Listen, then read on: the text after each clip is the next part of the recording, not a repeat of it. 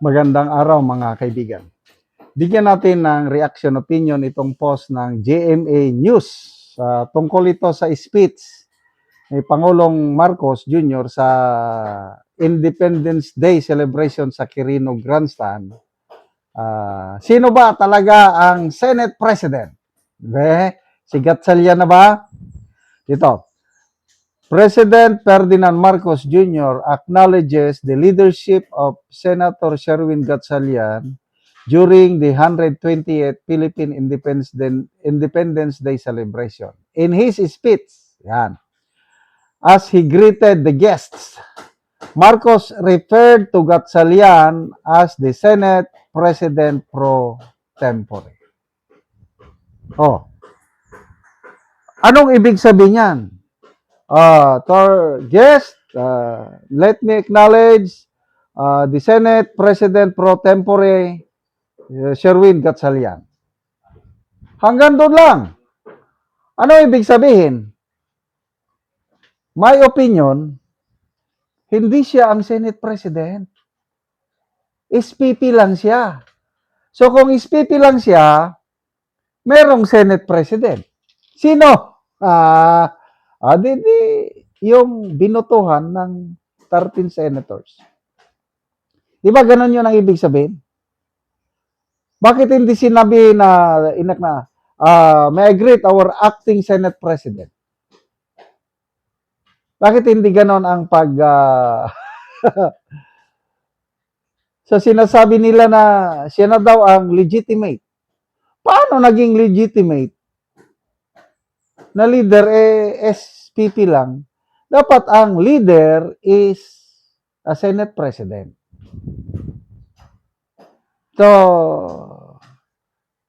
ang leadership daw ni Gatchalian ay ina-acknowledge na ng Malacanang. Bakit ayaw siyang tawagin na Senate President? Ibig sabihin, alanganin pa sila. So, ang nakikita ko, opinion ko lang, naghihintay sila na bukas makalawa, sino bang nagsabi nito? Si Bam Aquino. They are expecting isa pang senador na kumalas sa grupo ni SP Cayetano para maging 13 sila at makaboto no sila ng legal na Senate President. Kaya hindi nila pwedeng tawagin si Gatchalian as Senate President dahil alam nila hindi yun nauuyon sa 1987 Constitution. Ganon lang yan kasimple. Kaya, to me, ang legitimate na Senate President si SP Cayetano pa rin. Sige, tignan natin dito sa reaksyon ng taong bayan tumatawa at saka nag-like. Kung marami ang tumatawa, ibig sabihin, hindi nila ina-acknowledge si Gatchalian. Kung maraming nag-like sa post na ito, yon ang kadami ng nag-acknowledge kay Gatchalian as the legitimate Senate President. Tingnan natin. 14,000 ang nag-react. 11,000 ang tumatawa. 1,700 ang nag-like. 556 ang nag-love. Ang galit 350. So yung galit at saka tumatawa, ano yan? Hindi kinikilala si So, meaning around ilang percent ito? 90% sa mga reaksyon hindi kumikilala sa leadership ni Gatchalian sa Senado. Ganon lang yung kasimple. Basta tayo sa mga comments.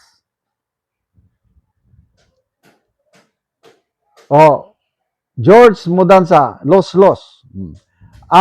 Dato, APC is right when he said that Gatchalian Group is the Senate of Malacanang. Agree din ako niyan. Ang nasa likod lahat nito is Malacanang. Yung bangayan sa Senado, Malacanang yan. Agree ako sa opinion, pahayag ni BP Sara na yung nangyaring problema ba ngayon sa Senado is a reflection of the poor leadership of this administration. Mahina ang ating presidente kaya nagkaganyan, nagkawatak-watak ng ating mga senador. Ang Black, Gatchalian Black, pro-Marcos yan. Ang Cayetano Black, pro-Duterte yan. Ganun lang yun, kasimple. Eh bakit hindi na-maintain ng Pangulo yung pag-upo niya noong 2022? Ang laki yung political capital niya. Kung marunong pa siyang Pangulo, na-maintain niya yung alliance ng Marcos and Duterte, di wala sanang problema ngayon. Eh bakit nagkawatak ang unit team? Dahil sa pinsan. Ano yung pinsan? Gustong humalili as president o prime minister, kaya nagkaroon ng charter change nung PI, People's Initiative. Ayaw nilang magsingit pa ng iba. Gusto nila after PBBM, Romualdez. After Romualdez na, yon Sandro Marcos na. Yon ang dahilan na sobrahan sa politiko. Ang ganda sana kung nagkaka-unite pa yung wala sanang ganitong hidwaan ngayon. Bakit nagkawatak-watak tayo? Because of poor leadership. Agree ako kay BP Sara. Amante Edmar, silent martial law. Mabini Baluyot, the presidency bending the 1987 Constitution. The Supreme Court is simply quiet. Brian, declaration by its own law and its own knowledge of Constitution, such a puppet, tuta. Sunod-sunuran lang. Jomar Cardenas, the very legacy of our beloved president, entertainment lang.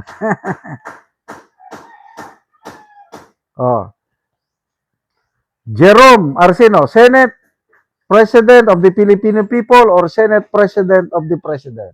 Doon ako sa Gatchalian is the Senate President of the President. It's not of the Filipino people.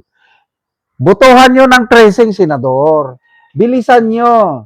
Magkuha kayo ng isa pang senador na kumalas sa grupo ni Cayetano, sumama sa Gatchalian. Pag may 13 na kayo, tapos na ang problema. Ganon lang yon.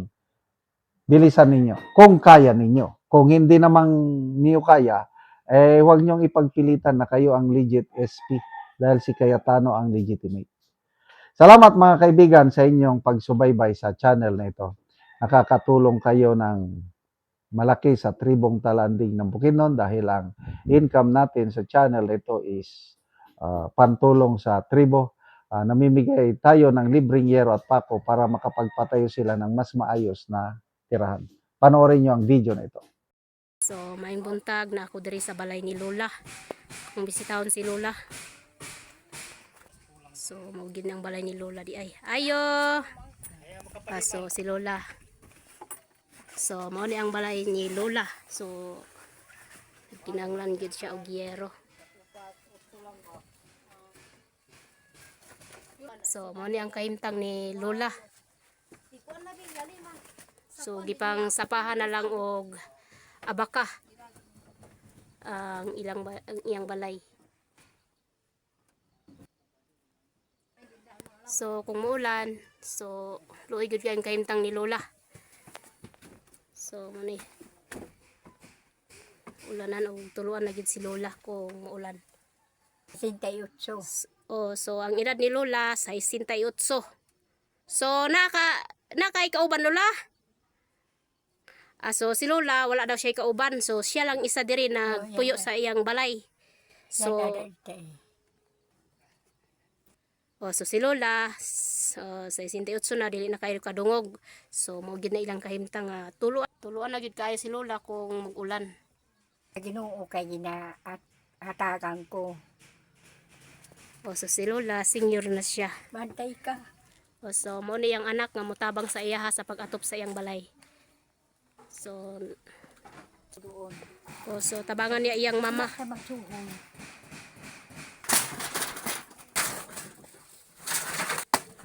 So, gitabangan sa iyang anak. ang iyang ama sa pag-atiman kay balo na si Lola.